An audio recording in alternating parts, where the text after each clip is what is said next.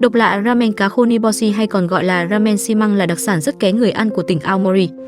Bạn đang nhìn thấy một loại ramen vô cùng độc đáo của Nhật Bản, đó là Niboshi ramen, ramen cá khô nổi tiếng của vùng Tsugaru thuộc tỉnh Aomori, miền Bắc Nhật Bản. Niboshi nghĩa là cá mòi khô hoặc cá sardine khô, được ninh hàng giờ để tạo nên phần nước dùng có vị umami cực mạnh, thơm mùi biển và hơi đắng nhẹ rất đặc trưng. Đây cũng được xem là linh hồn của Tsugaru Ramen, một trong những dòng ramen địa phương lâu đời ở Nhật. Điểm thú vị là Niboshi ramen có nhiều cấp độ, từ vị thanh nhẹ kiểu truyền thống cho tới loại đậm đặc với nước dùng màu xám đục, nhìn không khác gì xi măng. Các quán bán Niboshi ramen thường không cố làm vị dễ ăn cho khách du lịch.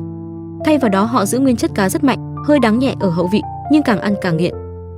Tại Tokyo, nếu muốn thử hương vị nguyên bản của loại ramen độc đáo này, hãy ghé tiệm Sugoi Niboshi Ramen Naji tại phố Shinjuku Golden Gai ở Tokyo, quán cực nổi tiếng với nước dùng sử dụng hơn 20 loại cá khô khác nhau, hay tiệm ramen Hirako Iya ngay ga Tokyo với nước dùng đậm nhưng hài hòa, thích hợp cho lần đầu thưởng thức.